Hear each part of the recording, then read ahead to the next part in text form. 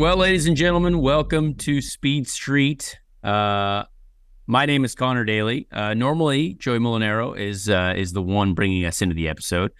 Joey is very busy today. It is his son's first birthday, so we are very happily celebrating, letting him celebrate with his family. Enjoy that day with the family. Joey will be back very soon, but we have a great show ahead. Still, producer Ben is with me here. Ben, how are you doing? Your hair looks great. Thank you. For those who are listening, Ben has great hair. Thank you. Yeah. We're dialing it in. We're in a little bit of a transition piece with the hair, so I appreciate the shout out. It's a work in progress. Problem. Other than the hair, I'm doing great. How are you? Big weekend in Gateway, back in the old RLL machine, or for the first time. How'd everything go? Yes. No, it was an interesting weekend. There's honestly a lot to talk about in that race. And to first get into that race, we will then look at Portland ahead, the BitNile.com Grand Prix. Fascinating connection there. Love to see BitNile.com doing what they are doing and supporting the IndyCar series now as a whole. And also have a great interview with a young, phenomenal driver, David Malukas. David Malukas is on the show today, so please stay tuned for that. That will be coming up at the end of the episode. And obviously, we have a podium from the weekend. We have an IndyCar race that took place, so we will be handing out some milk. We'll be seeing who has that dog in them. And who just made us say yikes over the weekend, because there's a couple people that I think deserve that award. And even David Malukas gives out maybe a yikes that's kind of hilarious. So, yeah, let's just start right off by getting into Gateway. Showing up with Ray Hall, Letterman, Lanigan, an incredible team to be with. But there's a lot that went on in this race that, it's for a podcast. The amount of stuff that took place in that race is built for a podcast. There are several things that, I'm really proud of from over the weekend. We first of all, I'm going to give out the birds very early because we're going to give out birds, but the birds go to the weather. The worst possible situation for me as a driver who has never driven this car before for this team, who has never worked with this group of folks, it rains all day. We get to the track, it's hotter than the surface of the sun on Friday, and everyone's like, oh, maybe we'll practice on Saturday and it's all going to be fine. Rains all day. The storm looks like something out of a sci-fi film. The clouds are insane. The wind is wild. It's just raining cats and dogs all day Saturday, and it's looking very unlikely that we're going to get to do much running. I don't think I've ever actually been more bored in my life than I was just sitting there, just waiting and knowing that my track time, everyone's track time is going away, but like the amount of time that I'm going to have to understand this car is going directly out the window and into the trash can. So, I do have to give credit, though. I will say I'm very impressed with IndyCar and the track and just the series on getting us time, no matter what, and letting us qualify, because they could have easily said, hey, you know what, guys, we're just going to do one practice session, roll into the race, start on points. But, because the race was an early afternoon start, they did have time in the morning to qualify. And that, for me, as someone, obviously our car does not have a lot of points. The 30 car does not have a lot of points. So we wanted to qualify. And we proved that we actually had a decent enough speed in qualifying to get there. But the practice session, right out the gate, it was interesting, getting into that car, again, a completely different. And I know for those who listen to this a lot, and I think there's a lot of folks that probably are angry with me the amount of times that I say that it's different, but I just try to be honest with people, right? Like, this is stuff that's actually happening. You get in, hey, I can't tell you the exact differences in the car because, I'd have to start explaining setup information, which is, you can't do that as drivers. That's where you, that's where you cross the line. but certain things, work different ways when they're set up different ways. And the very first run out there on track, I was like, whew, all right. Just getting used to it. My very first run, very slow. Second run, all right, just give me some time. I came in and told the guys, I was like, hey, you know what? I just need another run. Just let me get another run, get used to the car. And we picked up a lot of speed. And then sure enough, we were fourth in the practice session by about 30 minutes in. So I was like, all right, well, it looks like we're not too bad. And it's fun for me to drive at Gateway. But, when you're trying to go out there and pound around in a new situation, for me, I was like, I think there's still a bit left on the table, but we're in the top 5. And, we ended up obviously in the top 8 in practice, 8th quickest. And that felt fantastic, honestly. I loved showing up and without any time in a car that I had not, been a part of this team before, we were fast. And I think that for sure says something. I saw after the first practice that Linus Lundqvist did, it looked like he was getting signed to Ganassi. You know what I mean? Like, there are a lot of reactions to practices now. And again, I do not obviously deserve that. Not even close. But when you get in and you just get down to business, that's what it's all about. Linus Lundqvist has done a good job doing that, clearly. It was fun to get in. Now, having to do that, though, when it's night, which, again, I even had a dark visor on. I couldn't see anything really at night towards the end of that practice session. Probably not the greatest idea for me to just leave the dark visor on. But I couldn't see much in the highline practice. But I could tell that this year's track, for some reason, I would say it felt a little bit different. I would say the red tires were interesting. Not a huge difference, but something that was like, this is going to add to strategy. And we get to hear from David Malukas about how his strategy, played out as well during that race. It's going into qualifying with one practice session.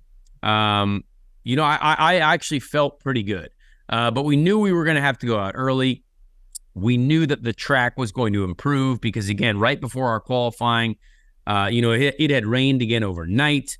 There was another race where there was a bunch of different rubber on the track, some USAC racing that had coated the track in a different style of rubber. And there was also a blown engine that blew up all down the front straight as well, which is kind of funny. But going into qualifying, I was pumped. I couldn't wait. And, when I got out there, the changes that we made to the car overnight, I think were the right changes. Really appreciate my crew doing what they did. And we go out there and we go top of the board right at the gate. But obviously that was only, after 5 cars had run. And I thought to myself, I was like, man, the track was good enough. The temperature was good enough. I think me personally, you also have to respect a little bit of the limits of like, hey, I don't know what this car is going to do when I push it even more. The experience helps you that. Obviously as drivers, we are meant to go beyond the limits. I went much faster than I did the day before. We got into the 24s, 24.9, but I was like, I should have done a 24.8. Like, I think our car maybe had a 24.778 or 24.80 in it. If I would have got just a hair more out of it. But I was pretty much on the limit of what we had going there. And we end up, 15th on time, which is pretty good. We were pretty happy with that. But after all the penalties, we're starting 11th. So that's huge for us. And both my teammates had really struggled more than me. And so, the fact that we got to qualify well and out-qualify my teammates, I love working with Christian and Graham. I'll talk more about that. But, Ben, I want to get you involved here too. I don't know how much you paid attention to it, but obviously the rain, the craziness, did you, like, when you saw the grid definitely looked a little jumbled, right? There were some people a little bit further down than we would have expected, and then you had the grid penalties, and then you had folks kind of all over the map. You even had guys like Santino Ferrucci who had a big first lap and then almost ended up in the wall lap 2, just showing how much people are on the limit during that qualifying. Did you see anything there that was like, hey, this is going to be an exciting race for everyone? Because I think it kind of led to that. Yeah, it was interesting seeing like knowing there were going to be those penalties going into the race and even qualifying, and Scotty Mack getting the pole, and like he had speed, Big but at the lap. same time, it's like, okay, you're going to the back, but you're just trying to set the tone, and everybody's talking about Newgarden trying to sweep the ovals the rest of the year. So Eh. that was an interesting storyline to follow. And as soon as the race went, like you said, it was kind of jumbled up, and you saw a lot of comers and goers. Yeah, Santino's lap was super interesting qualifying. It seemed like there was something there with he got told some changes and he ended up maybe not doing that, or it was vice versa. So he wanted to trust his instincts a little more. So that was super interesting. But I love IndyCar short oval racing. I always feel like it provides good drama, and I hope they add Eh. more. So I was thoroughly enjoyed. Yeah, no, I mean, you're exactly right. I think what's interesting again about these Penske cars, and I talked to even Alex Palou, I talked to him this morning at the gym about it, or yesterday morning at the gym. They have something that, like, we're looking for tiny margins here. Like, you saw it with Santino a little bit. The cars are completely on the edge. If I'm trying to find an extra tenth, you're either you find that extra tenth or you're in the wall, or you're almost in the wall. And when you have a big moment, at short ovals, you lose so much time, and it's an average of your 2 laps. So, one thing that I struggled with in practice was when we were doing qualifying simulations, the first lap that I did was often 0.3 slower than the second lap that I did. So, when we pulled it together for qualifying, thankfully I got that back to within about a tenth. Both laps within about a tenth. But the Penske cars are able to go out there, and from us as drivers, we can kind of see when other drivers are struggling with certain handling characteristics. And my gosh, those Penske cars look pretty simple to drive, pretty fast. And I mean, we're hustling for 24.9, 24.8, and they're like, yep, we're going to do 24.5 right out the gate, 24.6. And that is just vastly impressive. I don't know what they have at the short ovals, but it is at another level compared to all the other teams right now. And when they don't win, that's why they're so angry. Like, that's why you see Joseph probably wanting to bury himself in a hole for a week, even though he's won so many races this year. But they expect the best all the time. So qualifying was very interesting. The grid penalties made it very, very interesting. Scott McLaughlin with the grid penalty obviously made it the best possible scenario he could have by getting on the pole.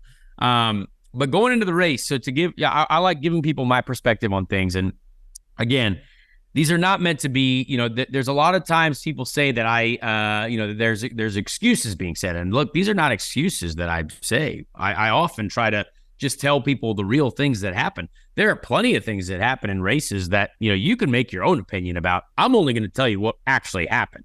And a lot of these things prevent you from doing the best job that you can. But we're rolling to green, coming up to the green flag. My left front brake rotor was on fire. I had not seen that before. We as drivers try to warm the inside of the tire very aggressively before the start with the brakes. And again, different car, different team. I kind of did my normal brake warming routine. They might have a bit of a different brake setup, bit of a different situation. I don't know. But these things are all very minute, right? So I personally, it was my fault. I set the brake on fire. I'm willing to accept that, but I didn't know that I was overheating the brakes. You know what I mean? So there was definitely an interesting situation there, and it also might have been a piece of rubber that got in there too. Sometimes when you get a piece of rubber in the brake calipers, that'll kind of light on fire as well if you get things super hot. So I'm looking at a fire in the left front as we're coming to green, a little bit distracting. And then we do have an issue when I start accelerating.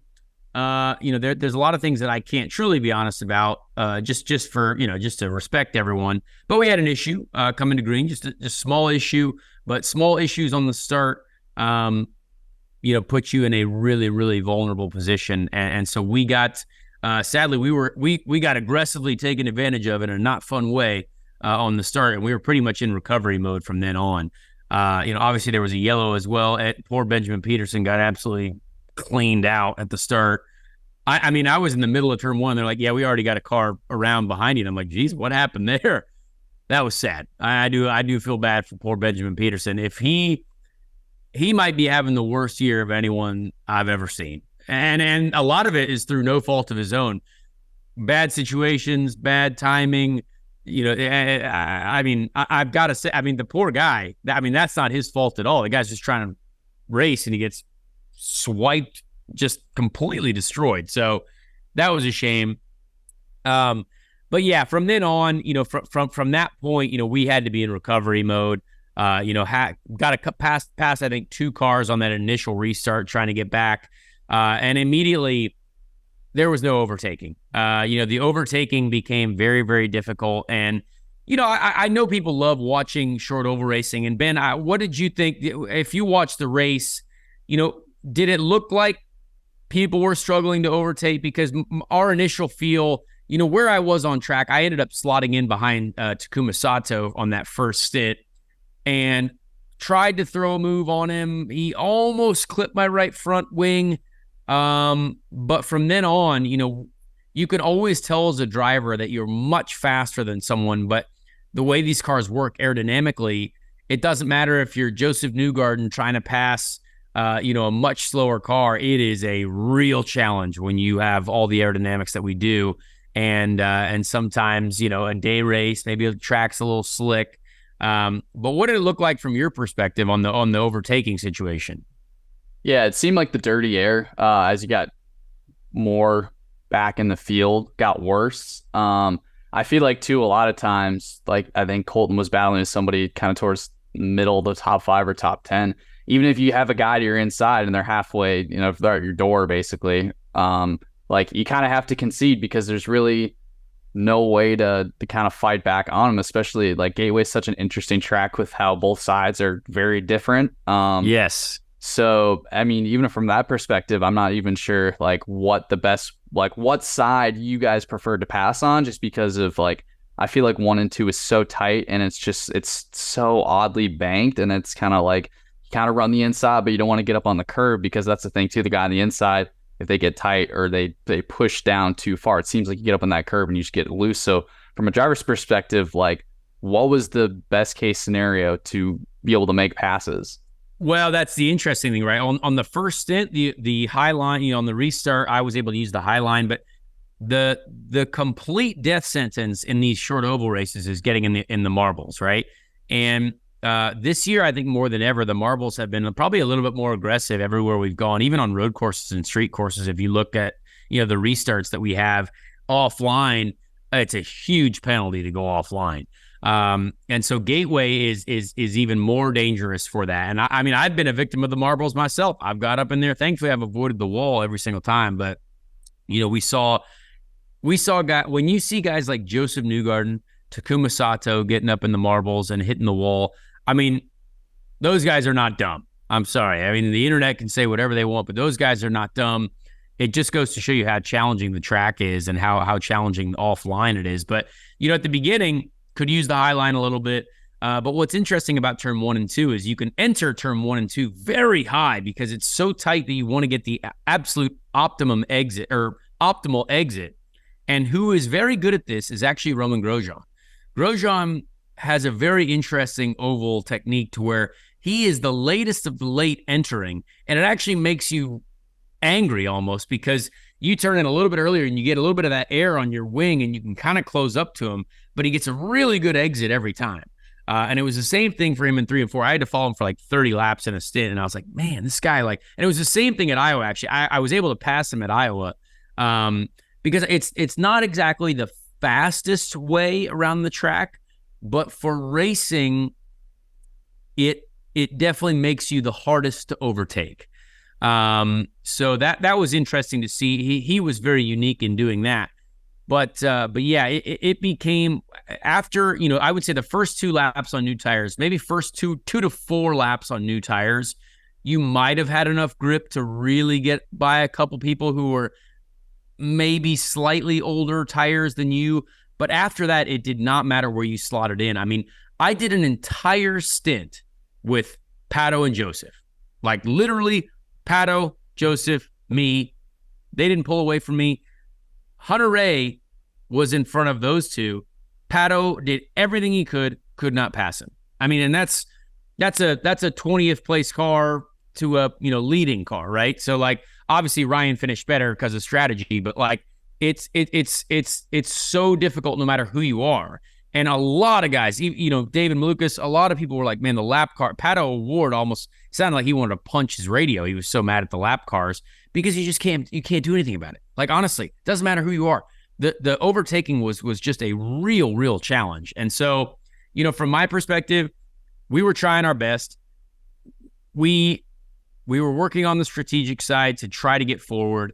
We got caught in a couple different situations where we got blocked by several different drivers and just got absolutely crushed on the strategy side. Some of that I could have done better myself.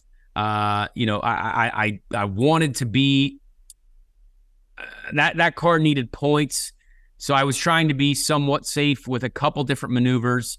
But yeah, we ended up just a little bit off when it comes to how all the cycles. I mean, some people got absurdly lucky. Like when you look at some of the cars, like especially Santino, like guy pits lap 7 for Reds, gets on Reds and runs like that. That was like a road course strategy. That's like a Scott Dixon road course strategy. Like he, that cycled him to the front, and if no one can pass, that's it. You know what I mean? It was the same. We even heard from we hear from David Malukas later. I didn't know that was his strategy. It worked out perfectly for him. You know what I mean? So there's a lot of things that a lot of people got very fortunate in that race. And again, that's part of racing. I was not on that fortunate side, but we tried to do the best that we could. Feel free to tune into my Instagram when you see this, because I'm going to post a great onboard clip of the last restart. We passed a lot of cars when we did have the opportunity to, and I enjoyed driving the car. I learned more about it the whole race.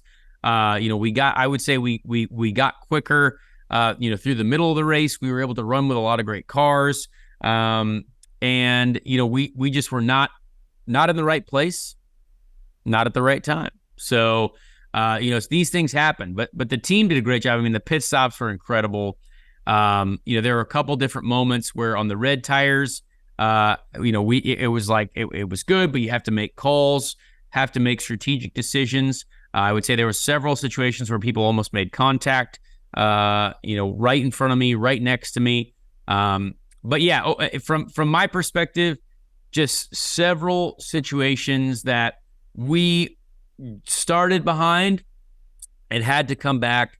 And sometimes these races, it doesn't matter if you're the hero or the zero, you have to have things go your way. And look, I did not probably take the best advantage of maybe one situation, but we just didn't have the right luck for us. And I know that's silly to say, but a lot of these situations, that's kind of how it is. And so, do with that what you will. I will tell you exactly how it worked out to a certain extent. We obviously want to make sure everyone's happy with, with how it is. You can go a lot more into detail about it, but the team did a great job, gave me a great car, no mistakes from the pit crew, great working with the spotter. But yeah, it was an interesting race. Like when I saw that there was only when there's 3 cars on the lead lap, that the strategy was like, what the heck just happened? You know what I mean? Because that's not how IndyCar racing is, right? Like we're all much closer than that. But when you have 3 cars on the lead lap at the finish, I mean, that's astounding. Like that's and they're separated crazy. by 26 seconds basically. And they're so separated by like, 20. Yeah. Like that is such an odd strategic element that it almost rarely happens at these short ovals. So, Scott Dixon, again, Alpha Wizard, no idea how he does it. I mean, I don't know. I mean, I followed Scott Dixon for a whole stint. I'm like, oh, I feel like I'm doing good. Ends up, I mean, it's just, I don't know how, like, obviously you have to be fast at the right times. So my gosh, like sometimes it's just like, I don't understand it. And maybe he's just way better than all of us. I don't know, but it's kind of hard to understand. But credit to that team, credit to Scott Dixon, 2 in a row wins. We didn't think Scott Dixon was going to get any wins on the season. Now he's got 2. So that's about as Scott Dixon-y as we could have got. So, I mean, I think we can get right into, evaluating the race weekend, right? Like we can get into, our podiums, and our handing out some milk. Joey's, we missed Joey for this part, but Ben, you obviously have got this as well. We'll also talk about Portland a little bit afterwards, but let's just get right into this. Because we're talking about the race, let's go right into handing out milk. I think that's a great idea. So let's go with milk. I am going to hand a cold glass of milk, and Ben, you can go after this to me, after me. I'm going to go with, where are my notes? Oh, anyway, hang on. Before I get there, I want to tell folks a little bit now. I'm sorry to go back on the race. I had a note about this, but if you saw the race, we cycled up to 4th at one point because we were in dire need of a yellow. Like, literally, we needed a yellow more than I need insulin as a diabetic. Like, it was like, hey, we need this. Like, let's go. And I didn't see this until after the race, but like, I'm just pounding around. I can see the lap, how many laps we've done on the stint. I know that we're just waiting for a yellow. Newgarden hit the wall. That would have been the yellow to put me literally from finishing 16th to like 7th. Like, it would have been, because we were out there circulating, putting people like laps down, certain cars. Several people needed that yellow. And I cannot believe that it did not go yellow for Joseph hitting the wall. That yellow could have changed my entire life, maybe. Who knows? But either way, we did not get it. And sadly, Joseph was in the wall. But man, when I saw that after the race and I knew where I was on track and knew how the stints were going to work out, I almost shed a tear. So anyway, back to handing out milk. Milk goes to David Malukas. David Malukas on the podium 2 years in a row at Gateway. Incredible effort from that team. I mean, my gosh, they've had such a difficult year. And, David Malukas on the podium, I mean, he's poor Stingray Bob, he's really leading that team, and he's on his own there. No offense to Stingray. Stingray's got a lot to learn, obviously. But David's really killing it, and you got to give him credit for that. We have a great conversation with him coming up. Who gets the milk from you, Ben?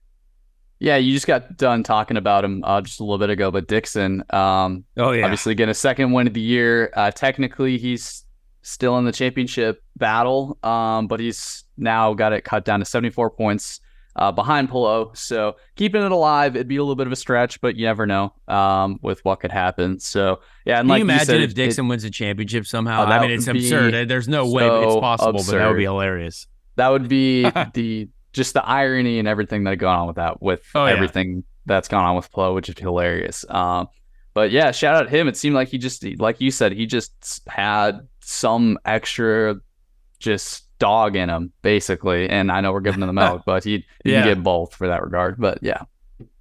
The dog is bringing him the milk on a plate, right, is what's happening. Yeah. Right. Yeah, I mean, that's a good one. You got to go with it. I will give, so who's got that dog in him? So I had some close racing with him, and he got a yikes the other day, but Rinus VeeKay gave it a good run. I think we had one moment, and this made me really angry, but Rinus and I came out of the pits right with each other after the first stop, and this just goes to show you how every second counts. Rinus and I came out of the pits. Rinus was right in front of me, and when you accelerate out of the pits, obviously there's a bit of a, he gets off the limiter first, then me, so that gap gets a little bit longer. Rinus was able to slot in right in front of Santino, and the way we came out of the pits, I had to slot in right behind. There goes about 8 seconds of my race right there, because Santino was basically willing to put anyone in the wall, which, you know what, that's motorsport. but every second counts. And like, if we would have been 2 seconds closer, I would have been, right on Renus. And he was going places. I got to give him credit.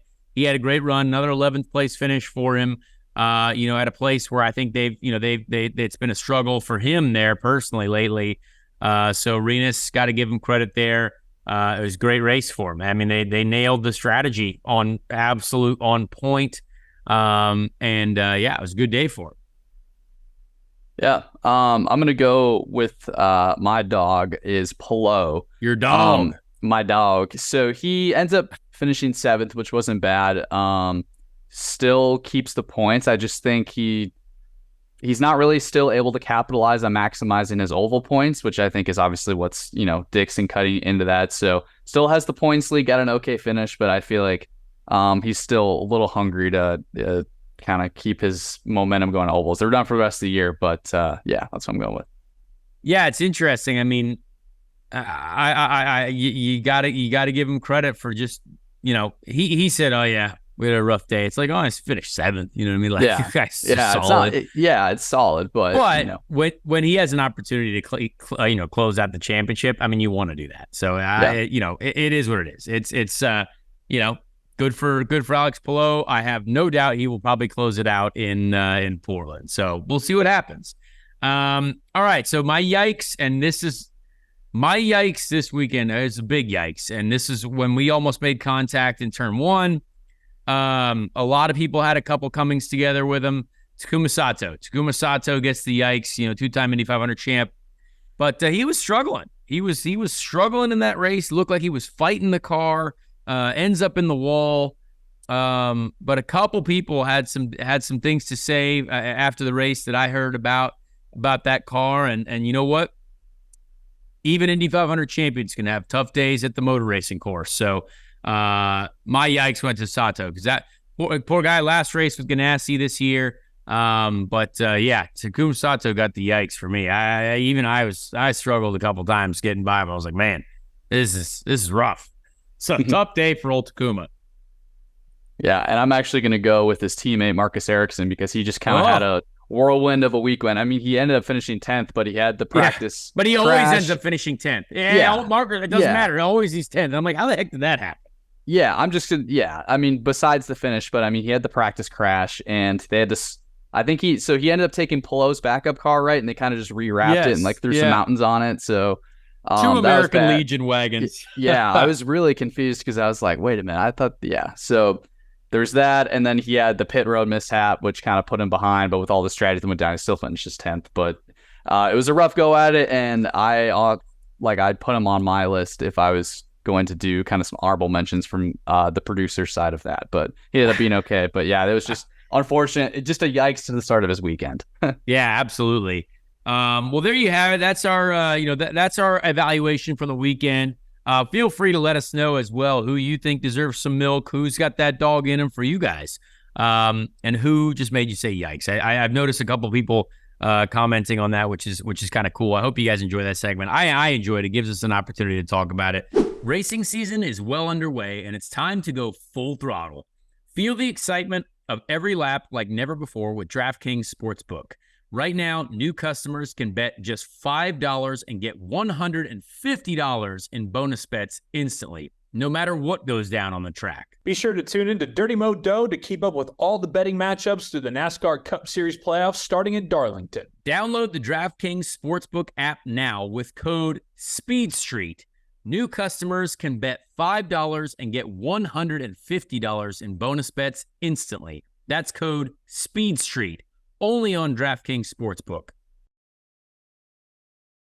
But we've also got a podium to evaluate this weekend, and I want to get to that. Obviously, we got a great interview still coming up, but there's a couple things that I wanted to talk about from this weekend that deserve credit.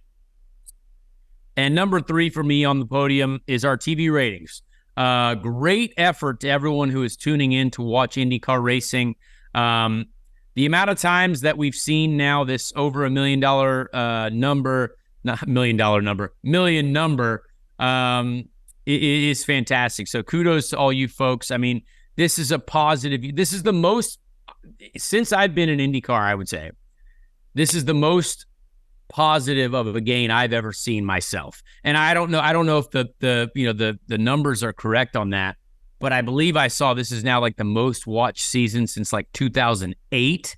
So like when you add all the numbers up together, we really are killing that. And honestly, that makes sense in my lifetime because my first IndyCar race was 2013, and that was, we're barely reunited as a series, Champ Car and IndyCar at that point. So really, really cool to see that people are watching. I mean, we got to keep that going. So hopefully we can keep that up, and well done to the folks who are tuning in and telling their friends to tune in as well. Yeah, especially not having to go up against the Cup race too and be able to maximize viewership is awesome. So yeah, that's a good one. Absolutely. My number 3, it's a little bit of a shameless plug, but full Speed Street video episodes are back on YouTube. Starting last week. We're going to be doing that going forward. They're going to be on your YouTube channel. So everybody that's been wanting those, that is a victory coming up for week 2 for us. That's my number 3. Well, what's funny is I had YouTube as my number 2, so that's a darn shame. We both had our heads on straight. Shameless plugs. It's okay. Yeah, shameless plugs. Honestly, appreciate those folks that are watching on YouTube. You get to see our faces. We got to make sure that we're all tuned up there. But please give my YouTube channel a subscription if you haven't yet. Just click the little subscribe button, like some videos if you want. There's a lot of I'm putting a lot of videos on there in general. So number 2 on my list is YouTube. Go to the channel Connor Daly 22 on YouTube. A little shameless plug, but Speed Street's on there. If you want to watch the video, you want to hang out at work, maybe check it out on the YouTubes. Feel free. I'm trying to get to 1,000 subscribers. I'm trying to get to 1,000 subscribers before my girlfriend gets to 1 million subscribers on YouTube, which is kind of hilarious. Okay. He's at about 40,000 subscribers on YouTube. So if you also want to follow my girlfriend, she's actually got a really much more successful YouTube channel than me, Amy Marie. But I'm trying to, this is my own personal bet. Please help me get to 1,000 before she gets to 1 million. She's much cooler than me, but this would be kind of funny. So yeah, more episodes. And Ben, we thank Ben for making this possible. Ben's the editor-in-chief. So thank you, Ben, and everyone at Dirty Mo. We do what we can, all for the content. But yeah, so check that out. That'll probably be going up like Thursday afternoon, Thursday evening-ish on Connor's channel. So stay tuned for that. My P2, I'm gonna hop over to F1 for a little bit. Unfortunately, Daniel Ricciardo broke his wrist in qualifying. I'm not sure how long he's going to be out, but I think he had surgery on it over the weekend. So unfortunate for him. But Liam Lawson filled in for him. F2 driver. He had a pretty good debut. I think he finished like 12th or 13th for him. So that was kind of cool to see. Back in Zandvoort, I think they just came off the summer break. So a little F1 action. And Pierre Gasly podium. So that's always fun to see. So Red Bull related drivers, sort of. Yeah. There was a lot of IndyCar stuff this weekend. And obviously there was other racing that went on, but we got a lot of IndyCar stuff to focus on this weekend that I wanted to tell people about. But yeah, Pierre Gasly, good friend of mine. Glad to see him on the podium. And not a surprise winner once again. So it is what it is. Hate to see that from my boy Daniel Ricciardo. He's a great dude. And technically, I believe we are supposed to trade helmets in Las Vegas. And I owe Daniel a bottle of bourbon. So hopefully he will be back in Las Vegas doing some motor racing. So you will be in Vegas for the race? Because I will be in Vegas for the F1 race. I am doing the at-track commentary with Bob Varsha for the Las Vegas Formula One race. So I was going to say, I'm like, hey, shout out you trying to swing some passes or tickets or anything. But okay, you're out there working in the streets. I will be there doing some work as a commentator. So moving into number 1, we are going to wrap this up here soon. P1 for me is a video game. It is called Apex Legends. The pre-St. Louis race weekend, Alex Palou and I got on Apex Legends, and we got a win first game out. So it felt like the vibes were right. Felt like everything was good. It felt good to get back into the video game world. I have not turned my Xbox on in months because I've been a little bit busy. But Alex Palou, great squad mate. Alex Palou, squad mate in Apex Legends. The guy's obviously an elite gamer because he's better. He's good at everything he does, obviously. So Apex Legends gets number one. I've enjoyed that game lately. Alex Blow, great squad mate. You wouldn't come by somebody as a gamer. I'm not gonna lie. It doesn't seem like he's think a big he would racing game. gamer. Big racing guy. Yeah. He's on like an esports team and everything. Oh, really? I had no idea. Good to know. I haven't played Apex in a while. I might have to hop back on that. Well, we could use a third. We stay busy, but if you guys need a third, let me know. My number one, it's gonna be from the Cup race. I'm sure a lot of people saw Ryan Preece had a horrific crash, tumbled over. Ugh. I think somebody counted, I think it was some 15 times. It was super scary. That was one of the craziest things I've ever seen. Yeah. I mean, I have never seen a car just airborne like that in a while, at least in the modern day NASCAR, whatever you want to call it. Sounds like he's going to be okay. He's recovering a little bit, but my favorite thing was as soon as he got to his phone, wherever he was already tweeting saying, "Man, that sucks. Whatever. Well, like, we're going to be back." I was like, man, that's a racer right there. Gotta be tough. Yeah. We're not sure if he's going to be racing. Ain't no time for non-toughness. Yeah. He's on the entry list right now. So shout out Ryan Preece. Hope everything is going okay with him, and vicious accident. Ryan Blaney had a bad one too. Yeah. I'm not sure if you saw it. That was bad. The way the wall like just folded a little bit when Ryan Blaney hit the wall. I cannot even explain to you how hard those hits are because my truck hit in Las Vegas was similar to that, and the truck basically exploded, and that was one of the hardest impacts. Like those, it's brutal. So I can promise you that, Ryan Preece is right about you got to be tough, and all of our joints and back muscles and back joints are all. Well, we're all sore, and when we get to our 40s and 50s, I'm sure. So, glad to see those guys are all right for sure. So that's it. There's our podium for the weekend. Hope you guys enjoyed it. We missed Joey for that segment. Obviously, it's usually great having him on there for that one, but glad Ben and I could hopefully provide some entertainment for everyone there. As I said earlier, I gave a couple willpower birds to the weather over the weekend. The weather deserved it. And now let's get to an incredible interview. With David Malukas. Super talented guy.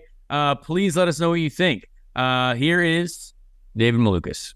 All right, we have a very talented guest this week, a very popular young driver, a very recent podium finisher, a man who I think was maybe misquoted and then had beef with other drivers that maybe drive for Penske. But David Malukas, welcome to the show. Thank you so much for being here, and congrats on a great weekend. Yeah, thank you. Thank you for having me. No, it was an awesome weekend. I don't know what it is with Gateway, but we keep having really good results there. But yeah, we also got a little bit of beef going. It was kind of off track fun, and then I guess I maybe did something on track that pissed him off a little bit. But well, I don't know if that was your fault necessarily. I mean, I think getting into Gateway, if it ain't broke, don't fix it, right? You guys were good there last year. I mean, it's something that clearly that car and you as a driver have found something, right? Like I love Gateway. No matter what car I've been at, that's always been my favorite race to be at.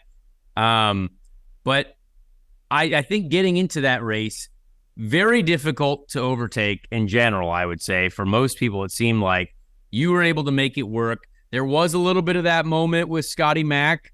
But again, I always find this oval racing to be, it's such an interesting thing because, again, you were not going to disappear, right? So, like, you were in there, and sadly, with how these short ovals work, it's very hard to go side by side with the marbles and certain things like that. But you have to take that chance, right? Like, I think maybe there's, no driver is going to be super happy with each other in that situation, no matter what. But you made it work, and everything's fine. Yeah, it's exactly. I mean, if you see a gap, you go for it. I feel like it's like that quote, is if you don't go for a gap anymore, you're no longer a racing driver. So no, it was good. I mean, that track is honestly, it's I love it. I adore it. It is tough though with the marbling, especially this time. It felt worse than the other times. I don't know if it's because of the alternate tires. It created maybe a lot more marbles, but it was very hard to use that second lane. I mean, 3 and 4 was treacherous. It was kind of it was a terrifying moment. Yeah, trust me, I completely agree with you. What do you think about that car? I mean, you guys, I would say, were okay at Iowa as well. Maybe maybe not quite as strong as Gateway, but have you found something you think that you like there with your group of engineers? I would say compared to last year, right? You guys for sure have struggled a little bit more than last year. We all know that. We're all adult enough to understand, hey, motorsport's hard. Teams have their ups and downs and different things. But to then come back and have a podium finish, that has to feel really good, because I think obviously, you're going places, right? There's more opportunities in front of you. But it's a great reassurance, is it not? Oh, 100%. Yeah, we've had a tough season, especially going from last year. Same. Thankfully, our short oval car. I didn't mean to insinuate anything, man. No, keep going.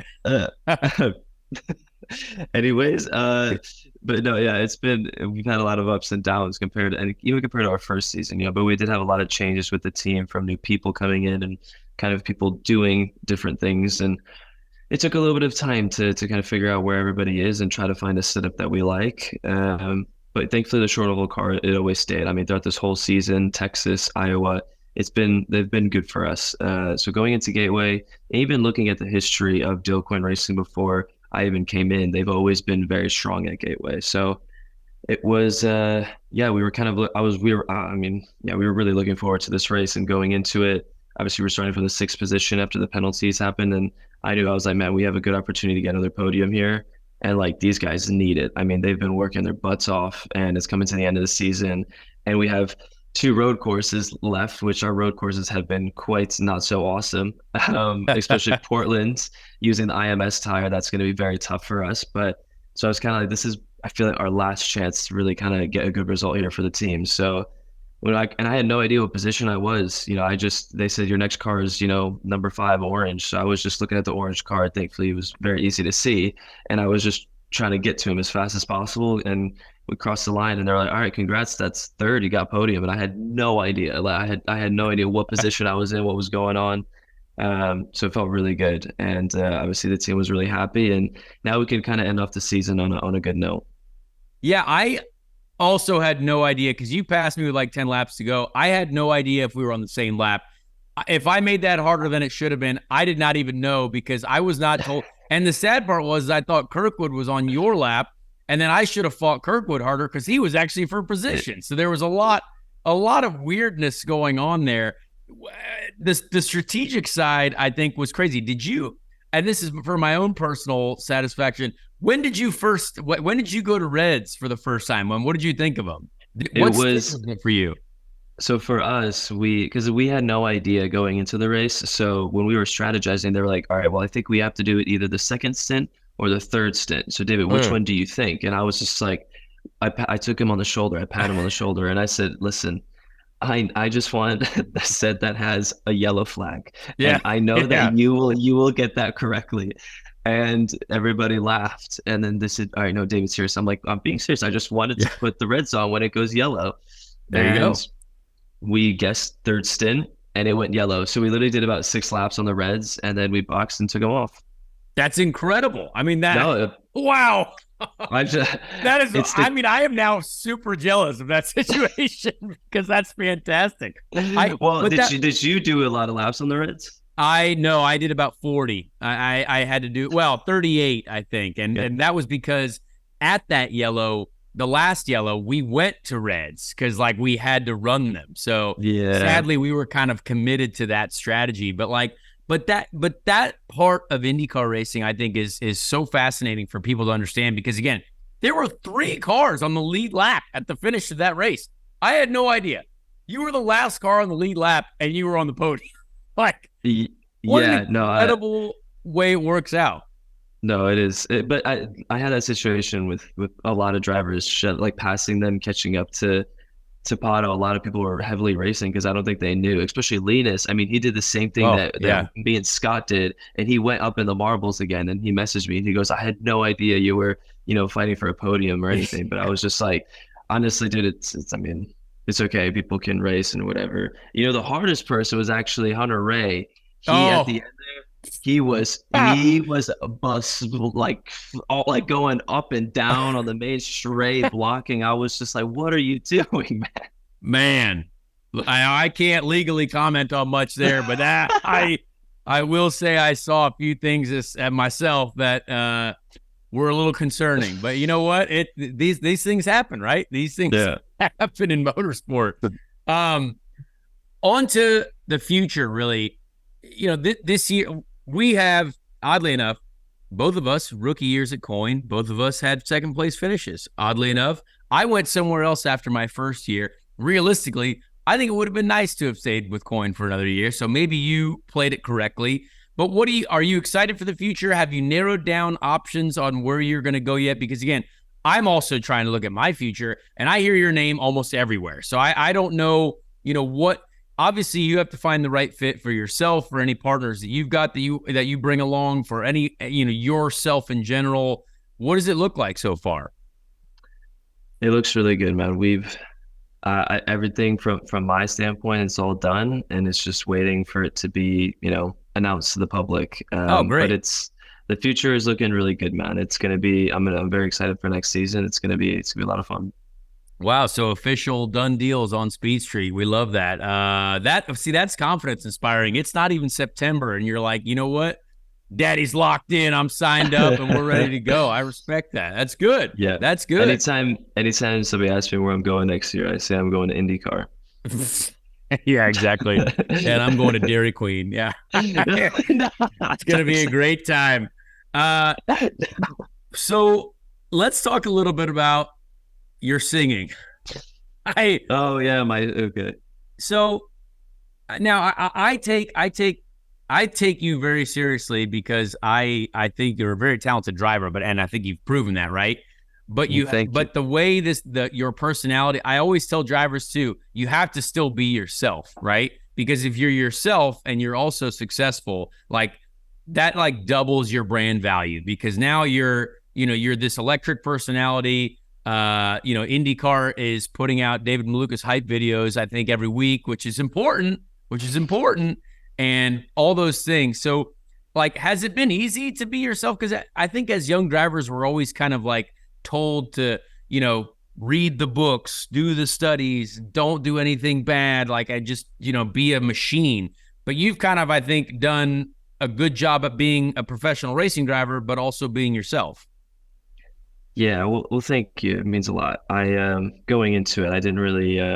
I decided not to get a PR agent. Of course, I have Jody who helps me, but from the whole social media standpoint, when it comes to ideas and everything, it was all kind of on myself. And I was trying to think. I was like trying to find my personality in it. How do I go about it? How do I go into it? And I tried many different things at the start of the season, and I just didn't like anything I was doing, and it just felt like it was like almost like work. Like I was just like forcing myself. And like you said, it's like being a machine, it's being a robot, and I myself just wasn't enjoying the content I was putting out. And so then I just said, you know what, screw it. I'm just gonna be myself. I'm just gonna, nobody else is doing it, but I don't see no harm in it, and I'm just gonna, start posting a few memes here and there. And then people started to, kind of catch on. It was mainly on Twitter, or X now that it's called, kind of started to catch on. And I went from having like a few hundred followers on Twitter to having a few thousand within, only a few months. It was crazy. And I kind of, and to me, it felt really good because that's when I fully kind of opened up to myself, and now I enjoy it. I love going on social media. I love interacting with the fans, the people. We, exchange memes. It's almost like I found my own little community, and and to me, what makes it feel like really good is I'll see people on Twitter. They'll comment, be like, I have no idea what IndyCar is, but this guy is making me want to watch it. These memes are fire. Yeah. Yeah. These memes are awesome, and he's making me want to watch IndyCar. And to me, that makes me feel awesome because it's like, wow, I'm actually, bringing in a lot of new fans, especially from overseas, into watching IndyCar. Are you doing these memes yourself? Like, are you actually legitimately like creating this stuff? Because I actually, this is one thing that I wanted to ask you. I was like, surely he's got some editor sitting in a dark room that like makes all this stuff for you. Are you legit like just hammering it out right there on the computer? Yeah, so I spend because I grew up, on computers, Yeah, I mean, Reddit, you're a youth. You're a youth. yeah, Yeah. Discord. I mean, that was my childhood, man. Like I was just a part of it. So memes were like my life, and going into it, it's like I do make a few of them here or there. Anytime I put myself in, but it's more just looking at the community. I mean, Reddit, Discord is like I literally spend like what almost like a few hours just going through it and finding memes and collecting. I mean, my folder now is like 800 photos Oh worth of memes. man. But also found I can't CapCut go to Reddit. recently. I feel like I would die if I went to Reddit. So I have to Reddit, avoid that place. it's very dangerous. It's people don't really have filters on Reddit. It's like, No. especially on the IndyCar Reddit, it's like you People make a don't like me mistake. there, I've heard. I am very unliked on the IndyCar Oh Reddit boy, channel. yeah. No comment. But Yeah. if you say anything like if you do anything bad on track or say something, I mean, IndyCar Reddit will make sure that you know. But it was like, especially my rookie season, I was on it and I saw all of it. But like I was one of those people too, so it's like I kind of understood it. It didn't really affect Yeah. me. And I actually connected with the IndyCar Discord and where all the fans are at. And I just joined and I kind of went incognito to pretend like I just wasn't Yeah. just I was just some random person that I saw like they were talking in one of the channels and I joined in and started talking and it took about 5 or 10 minutes. One of the guys was like, "Are you David?" No way. That's all. Yeah, That's incredible. Good for you. yeah. But I mean, so it is, we but control though. Like we can easily, like, I think some of our fans don't actually realize how much and how easy we can just like go and see all this stuff too. And like, I read everything and it's bad. It's a bad idea for me, but like, we have the ability to do that. And I think sometimes they think, oh, there's no way they're seeing that. But like, shoot, we got time at home. I'm going to go surf whatever's going on here. yeah, I'm but glad you're in the same boat. No, 100%. And the best thing to do when you see that stuff is I always reply to it. I immediately reply to it. Oh, yeah. And it catches the person off guard because they have no idea that you're going to see it. And as soon as you see it and you reply to it, they feel bad. And every Yes. time I I respond to know. a hate comment, every time it gets deleted. So I just have replies on Twitter to just deleted comments. It's just, because realistically, if you were to see that person in real life, in They the would face, never say it to you. never say that. Yeah. No. So it's just when you put that situation, it kind of makes them feel like they're in that face-to-face situation, and then they feel bad, and then they Yeah. take it away. But You know what's funny about that is that I thought about this a lot lately because I think our community, like the IndyCar fans, like how supportive have you been surprised at how just incredible the community is and how supportive it is? Because again, there are all these random comments. I probably get a lot more than you, but there are a lot of comments that are awful on the internet. But I've never once had someone at an IndyCar race come up to me and say, "Hey, you suck and you shouldn't be here." But everyone at the IndyCar races are like great people. You know what I mean? Have you enjoyed interacting with all the, this is only, year 2 for you, right? So this has got to be a new budding experience. yeah, so Mid-Ohio was actually a highlight for me this year. I actually went out into the motorhome lots and was just hanging out with fans. Honestly, I created so many new friends, best friends. I was playing so many different games. It's like my brain is just farted. What's the game I'm thinking of with the bean bags? I forgot. Oh, cornhole. Cornhole. There you Yeah, go.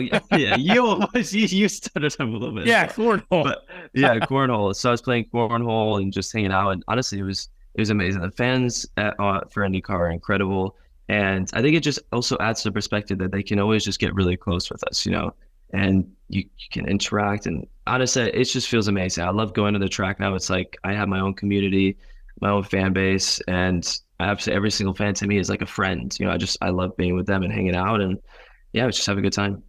That's awesome. Well, as you continue to get more famous and more more memey, you sometimes you might not have time to interact with everyone. So enjoy it while it lasts. I think that's honestly great for you to do that. And I think it's great. It's a great part of our sport. And I think as we've seen, like TV ratings this year are up, right? Like more and more people are paying attention to our sport, which is so important. What do you think? And this is an interesting question, and it might put you on the spot, but I love hearing what people think, especially like people who are much younger than I am, because I think about this all the time because I've been thinking about it for years. But what do you think the next step for IndyCar is? Like, what do you think for our sport? Like, how do we get to, I would say we've picked up generally almost a 500,000 viewers when it comes to consistent viewership this year. Because sometimes we fought to get over that 350, 400K. And now we're kind of like, hey, we're at 1 million. How do we get to that 1.5 million? Like, what do you think is the strategy to, take this sport to the next level? And it's a hard question, but is there a couple things that you see that are like, hey, you know what? I think maybe this is how we get to the next level of popularity. Yeah, it is a very tough question. And it could be from the sporting standpoint. It could be from like a, marketing standpoint, whatever you think. Yeah, I think from the sporting standpoint, I honestly, I think IndyCar is so special. Like, it's almost like a hidden gem. It's like a hidden treasure that I don't think many people know about. And honestly, when F1 created the Drive to Survive, I honestly think it helped us because it brought a lot of new people interested into motorsport. And then they kind of look into it and they find, oh, what's this IndyCar? And it's honestly, we brought a lot of people into it as well. And obviously we did our own 100 Days to Indy, which me personally, I didn't really enjoy. I have, I obviously it's good with what they're doing with it. I was not in it. No, I was gonna say because I wasn't in it either. I don't know.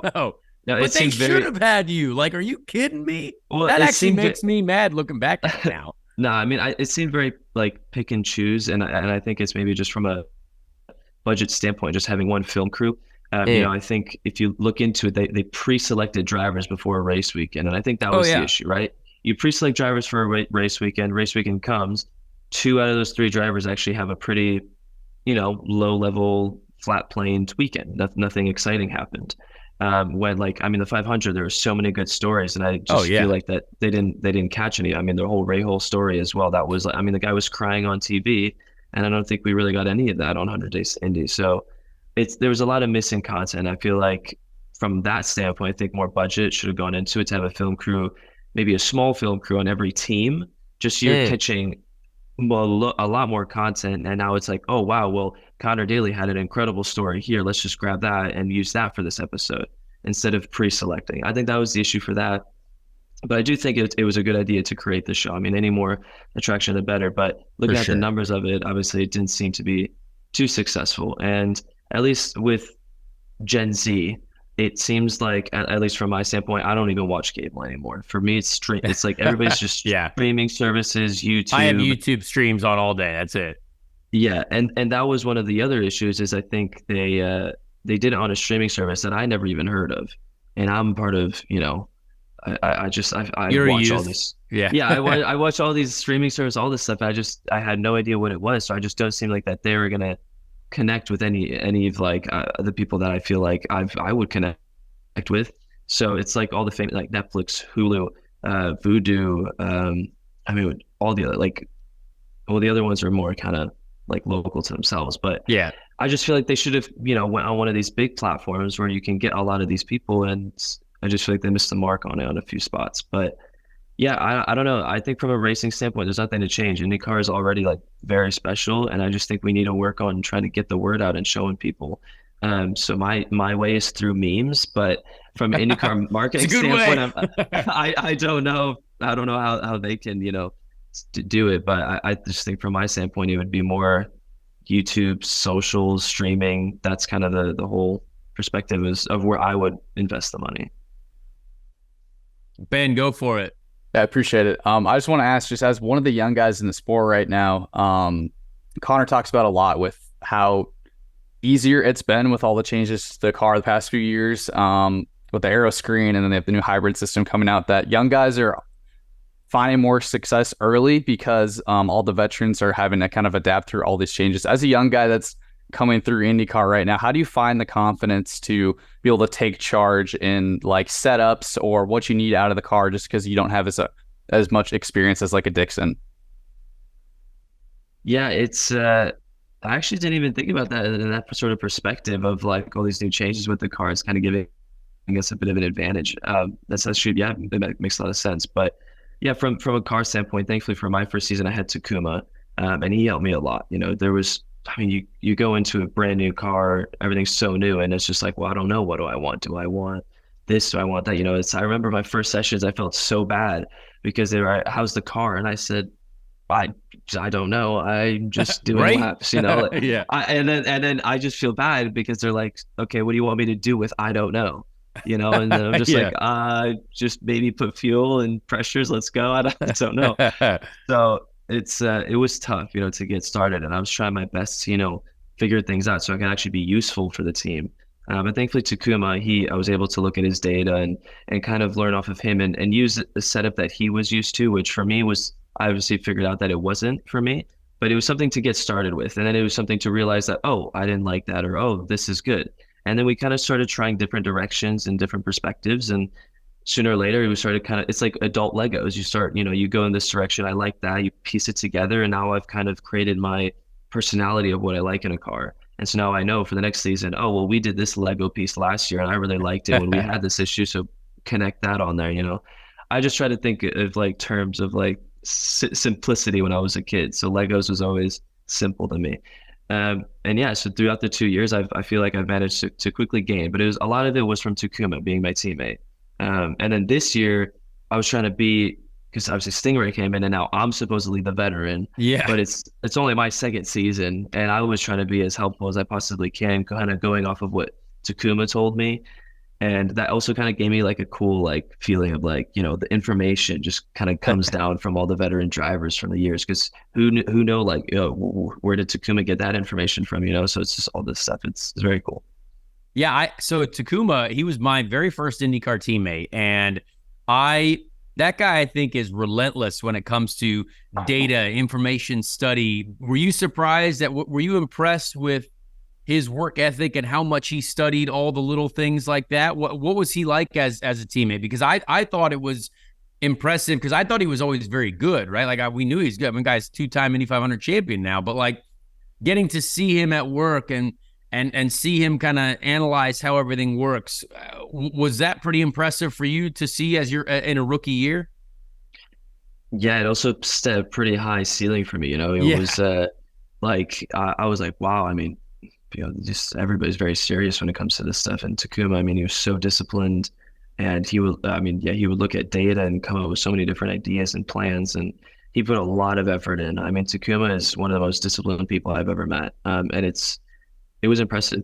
And to have him as a teammate was perfect. You know, I had like a perfect example of what it should be. I mean, remember we had a team meeting and I was about 5 minutes late because I wanted to make a cup of coffee before it started.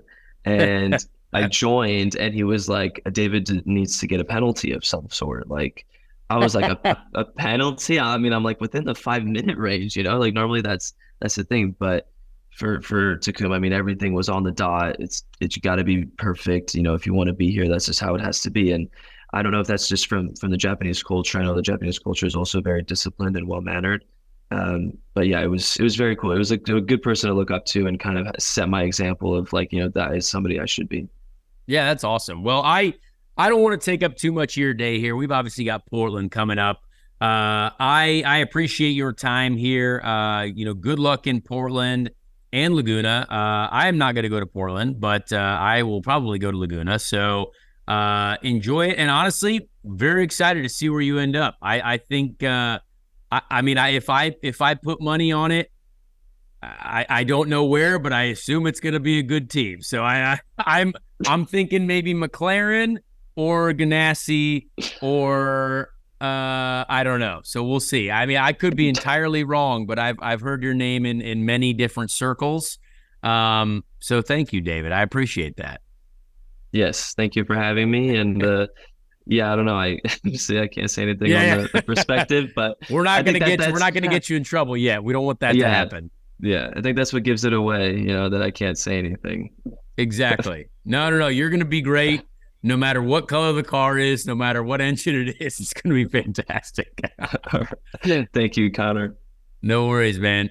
Well, there you have it, ladies and gentlemen. I thought the meme champion, David Malukas. I actually was very happy to hear that he does the memes himself. Like that's wildly impressive. So, third place finisher over the weekend. Great result from him.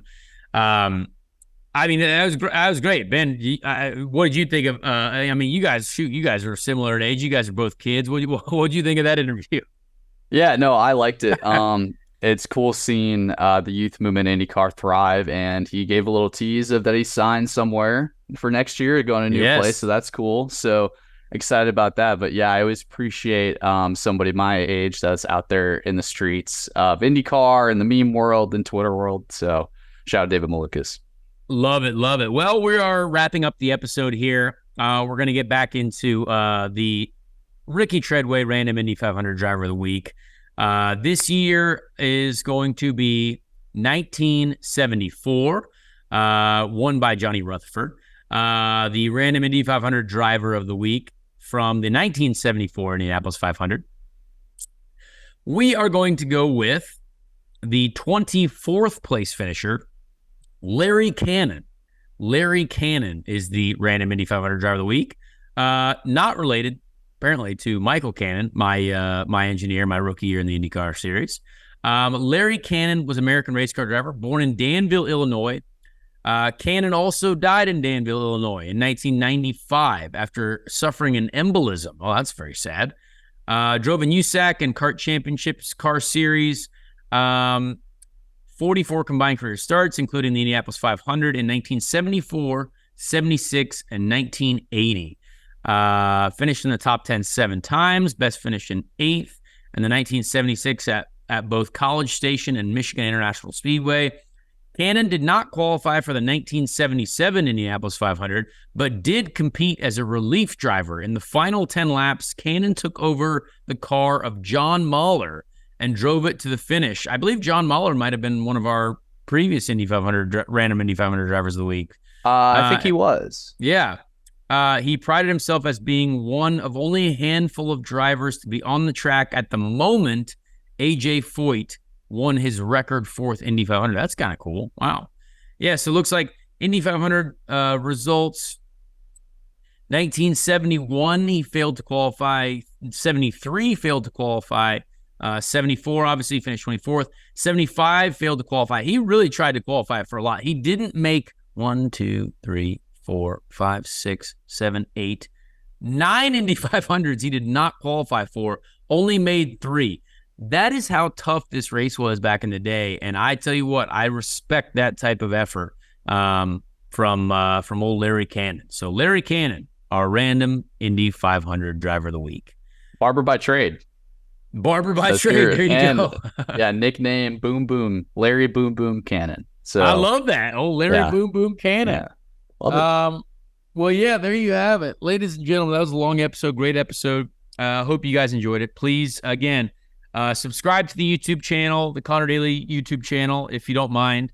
Subscribe to the Dirty Mo Media channels.